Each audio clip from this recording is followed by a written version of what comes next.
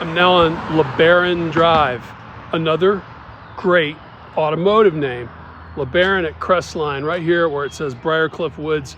And if you go just a little bit that way, you're in Briarcliff Woods East. It's a very large development that came in around the late 50s. They probably started developing the land, started selling off the lots piece by piece. Nice rectangular shaped lots with traditional houses and mid-century modern houses, built most of them in the 60s.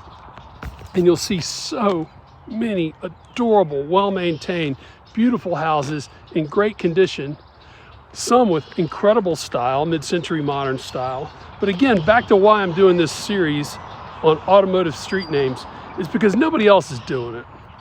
Everybody will tell you about a neighborhood, but they won't tell you where the swim tennis club is.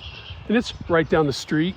Just follow Lebaron over to Morris Landers, go past Impala, and you're right there in front of the Briarcliff Woods Beach Club, among six, I think, beach clubs, tennis clubs, swim clubs in this beautiful neighborhoods between Sagamore Hills and over to North Lake. So back to what I'm talking about.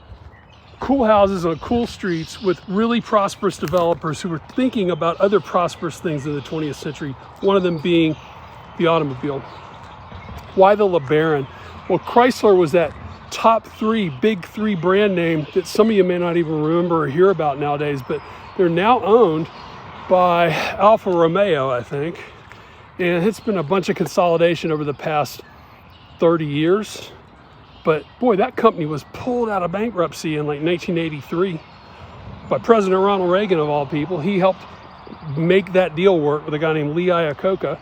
And that LeBaron name has become ubiquitous with like a side of mid-century luxury that you didn't get with every other car. It wasn't as much of a workhorse car like the Impala from Chevrolet down the street.